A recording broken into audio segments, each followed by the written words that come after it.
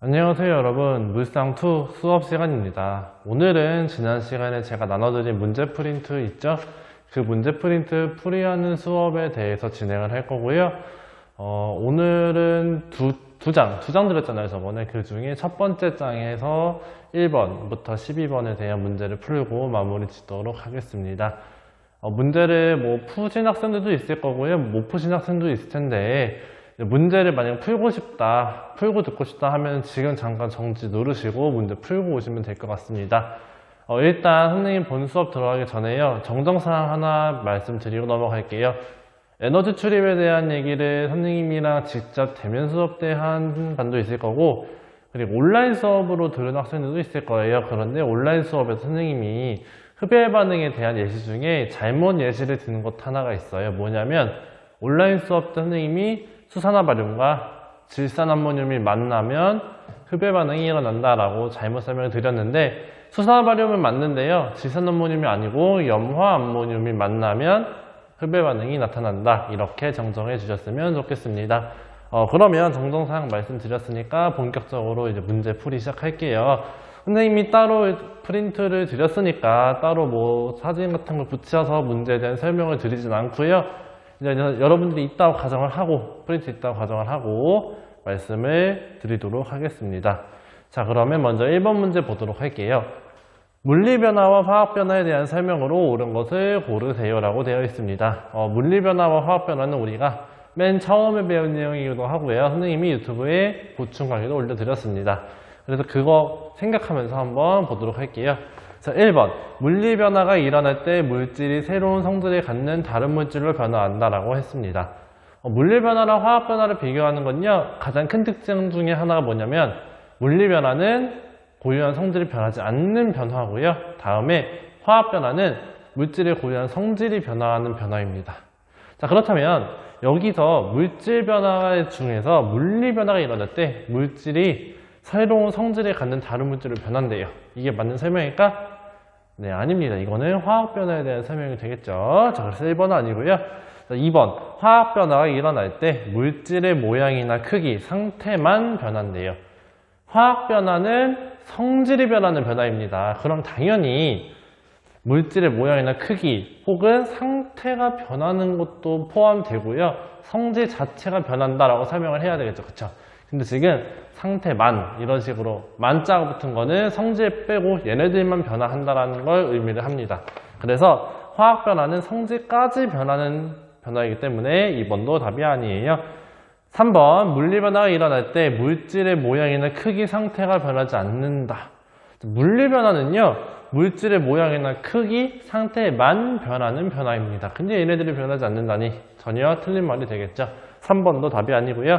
4번. 화학 변화가 일어날 때 원자의 배열이 달라진다. 자, 답은 4번인데요. 물리 변화나 화학 변화의 큰 차이점이 뭐냐면 물질의 고유한 성질이 변하지 않느냐 혹은 변하나의 차이입니다. 그쵸? 그런데 이러한 이유가 왜 이러한 차이가 나타난다라고 말을 했냐면요, 이제 변화가 일어날 때 분자 자체의 배열은 변할 수 있지만 원자의 배열이 나타나는 변화가 있고 나타나지 않는 변화가 있다고 말씀을 드렸어요. 그 중에 원자의 배열이 변하면 화학 변화, 그리고 원자의 배열이 변하지 않으면 물리 변화라고 말씀을 드렸습니다. 그래서 원자의 배열이 바뀐다는 소리는 즉 원래 있던 물질이 새로운 물질로 바뀐다는 뜻이거든요. 그래서 화학 변화는 원자 배열이 바뀌기 때문에 어떻다? 성질이 변하고요. 다음에 물리 변화는 원자 배열이 바뀌지 않기 때문에 성질이 변하지 않는다라고 말씀을 드렸습니다. 4번이 맞는 말이 되겠고요. 5번. 물리 변화 또는 화학 변화가 일어날 때 분자의 종류와 개수가 변하지 않는다. 화학 변화가 일어날 때는요, 분자의 종류가 바뀌는 변화입니다. 그래서 5번도 틀린 말이 돼서 답은 몇 번? 4번이 됩니다. 자, 1번 문제 해결했고요. 2번 문제. 화학 변화의 예시가 아닌 것은 이라고 말을 하네요. 자, 4가지는 화학 변화고요, 1가지가 물리 변화일 겁니다. 자, 그러면 봐봐. 1번. 김치가 씌어진대요. 얘는 대표적인 화학 변화. 철이 녹슨다. 오래된 우유에서 신맛이 난다. 그리고 깎아놓은 사과가 갈색으로 변한다. 이런 것들 모두 다 화학 변화입니다. 근데 4번에 있는 어항 속의 물이 점점 줄어든다라는 선지가 있어요. 물이 줄어든다는 거는 증발이 일어난다는 거죠. 그렇죠? 그럼 그 증발된 수증기는 물이랑 서로 다른 물질이냐? 아니죠. 그냥 액체였던 물이 증발되어서 수증기로 변한 거기 때문에 4번이 물리변화에 해당되어서 4번이 답이 됩니다. 2번은 4번. 이 예시들은 꼭 알고 계시길 바라요. 자, 다음에 3번. 물질 변화가 일어날 때 원자의 배열은 변하지 않고 분자의 배열만 변하는 것을 골라라. 바꿔 말하면 물리 변화를 찾아봐라입니다. 자, 그러면 반응 전과 반응 후에 서로 성질이 변하지 않는 것을 찾으면 되겠죠? 자, 답은 몇 번이냐면요. 2번입니다. 다른 것들은 모두 성질이 변하는데 2번. 설탕과 물이 섞으면 설탕물이 됩니다. 이거는 자, 설탕이랑 물을 섞으면 설탕물이 되죠. 근데 이 설탕물이 설탕의 성질과 물의 성질을 모두 잃고 다른 물질로 변하는 겁니까? 아니에요. 그냥 두 개가 섞이는 거예요. 단지 섞이는 거, 모양, 크기 등이 변하는 변화인 물리변화에 해당되는 용해 현상입니다. 그래서 3번의 답, 물리변화에 해당하는 것은 2번 체크해 주시면 되겠네요. 자, 다음은 4번. 화학 반응식이 옳지 않은 것은 자, 이건 선생님 칠판에 적어놨습니다. 자, 4번에 대한 선지가 1번부터 5번까지 쫙 있어요. 여기서 옳지 않은 선지를 찾아보래요. 자, 근데 이거 어떻게 찾느냐? 당연히 선생님이 항상 말을 하는 게 뭐냐면 화학 반응이 일어날 때 원자의 종류와 원자의 개수는 반응 전후로 변하면 안 된다. 근데 여기서 거기에 법칙에 해당되는 위배되는 것들이 있느냐를 찾아보라는 겁니다. 자, 쓱 훑어보면 사실 반응 전후로 원자의 종류가 변하는 건 없어요. 개수가 맞니 안 맞니를 물어보는 문제입니다. 자, 그러면 1번부터 볼게요. 자, 1번은 반응 전에 수소원자 4개, 산소원자 2개가 있습니다. 그리고 생성물에는 수소원자 4개와 산소원자 2개가 있어요. 반응 전후로 어떻습니까? 종류와 개수가 똑같아요. 답은 1번이 아니게 되겠죠. 다음에 2번 볼게요. 2번은 반응물에는 질소 2개, 원자 2개, 다음에 수소 원자 4개가 존재합니다. 그렇죠. 근데 생성물에는 질소 원자 2개와 산소 원자 6개가 존재해요. 질소 원자는 2개로 맞는데 수소 원자는 반응 전에는 4개, 반응 후에는 6개. 어떻습니까? 맞지 않죠. 답은 몇 번이다 그래서 답은 2번이다라고 체크를 해주시면 되겠습니다. 자, 3, 4, 5번은 모두 개수가 맞기 때문에 지금 문제 풀이니까 시간이 없어서 이제 굳이 짚고 넘어가진 않고요. 한번 여러분들이 연습 삼아서 개수들을 세보길 바랍니다. 자, 다음은 5번 볼게요. 5번은 무슨 문제가 뭐였냐면 다음은 질소 기체와 수소 기체가 반응하여 암모니아 기체가 생성되는 반응을 화학 반응식으로 나타내는 것이다. 이에 대한 설명으로 옳지 않은 것을 골라라 라고 했습니다. 자, 질소 기체랑 수소 기체가 반응해서 암모니아 기체가 생긴대요. 이때 1, 2, 3, 4, 5번에 대한 선지를 해석해봐라. 그리고 틀린 거 찾아라 라는 문제입니다. 자, 1번 볼게요. 자, 화살표의 왼쪽이 반응물이고 오른쪽이 생성물이다라고 되어 있어요. 자, 볼게요. 화살표가 오른쪽입니다. 즉 왼쪽에서 오른쪽으로 변화가 일어난다라는 뜻을 가지고 있는 화살표예요. 그러면 변화 전에는 질소랑 수소, 변화 후에는 암모니아, 즉 반응을 하는 애들인 반응물은 여기입니다. 반응물. 그리고 반응의 결과로 생기는 생성물은 암모니아가 되죠. 어떻습니까? 화살표 왼쪽으로 반응물, 화살표 오른쪽으로 생성물 맞는 설명이 됩니다. 1번은 답이 아니고요. 2번, 질소 분자 1개와 수소 분자 3개가 반응을 한대요. 자, 질소 분자 몇 개냐면 개수가 없네요. 개수 없는 건 1이 생략되어 있다. 즉, 질소가 한 분자가 반응을 할 때 수소 분자가 몇 분자? 개수가 3이니까 3분자 반응을 한다. 2번도 맞는 말이네요. 3번, 반응 전후 분자의 개수는 변하지 않는데요. 자, 반응 전후의 분자의 개수를 따져볼게요. 반응 전에는 분자가 총 4개가 있는데요. 반응 후에는 2개밖에 없네요. 자, 3번이 답이 되겠네요.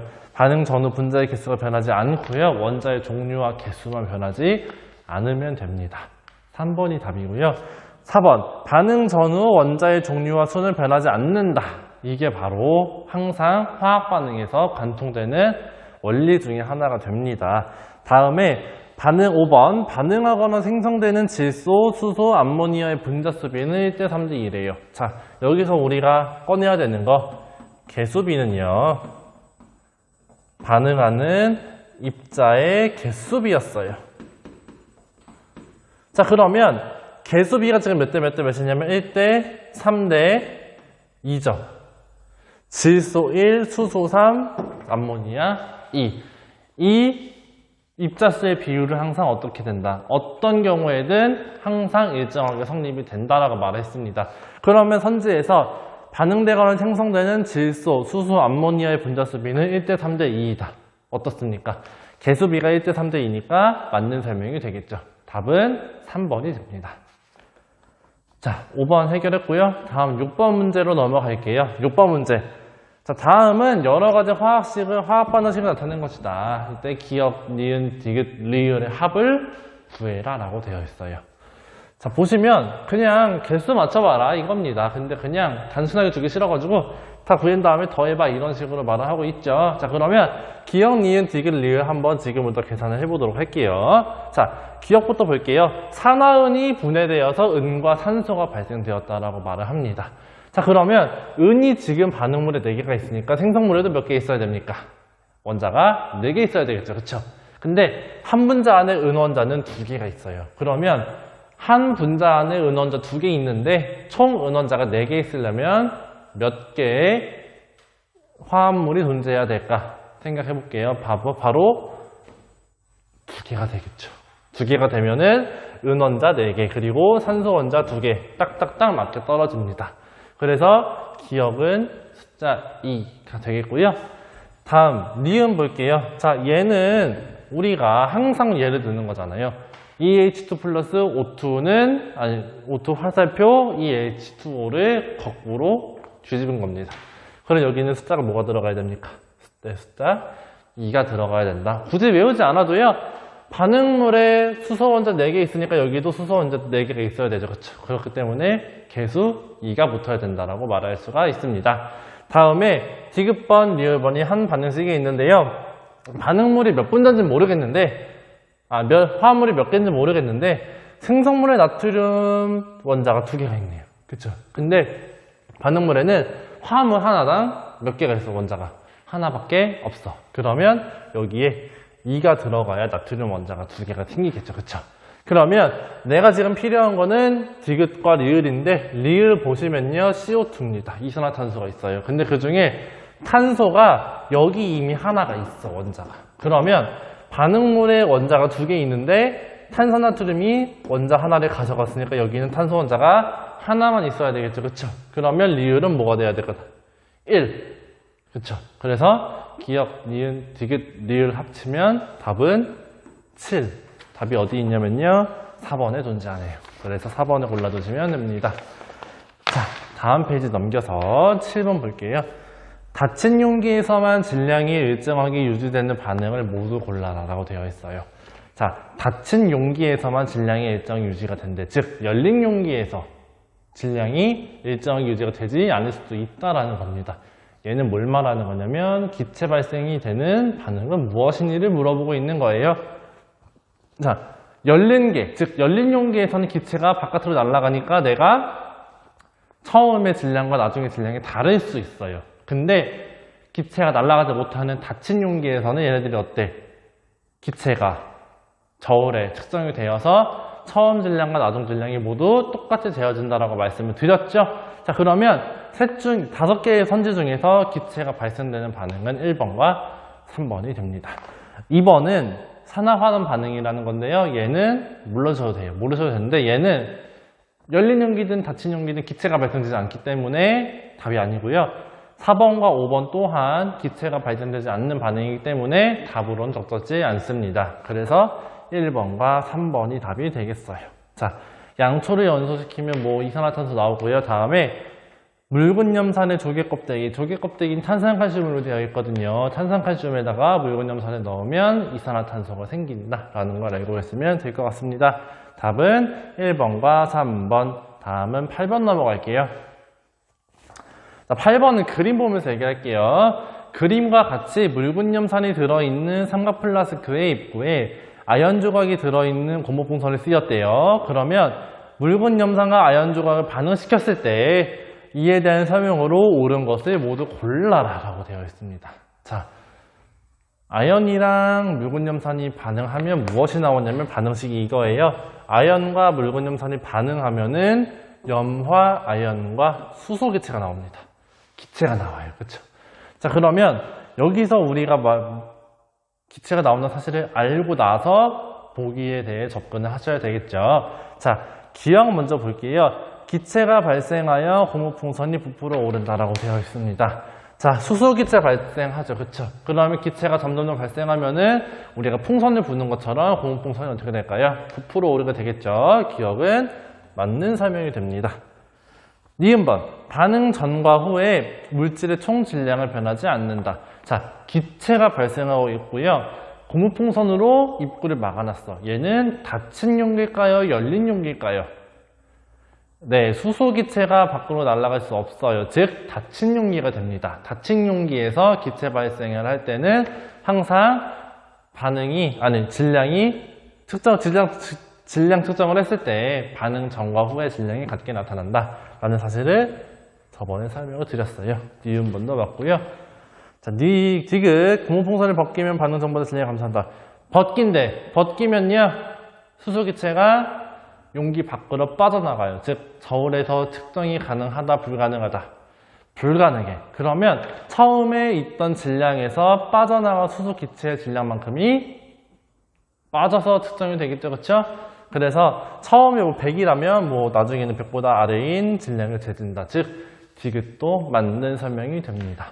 8번의 답은 기억, 니은, 디귿이 되겠어요. 자, 이번엔 9번 볼게요. 그림은 묽은 염산이 들어있는 비커래요. 열려있는 용기예요. 마그네슘을 넣었을 때 일어나는 반응을 모형으로 나타낸 것이다 라고 되어 있습니다. 자, 9번은 화학식을 이렇게 쓸 수 있어요.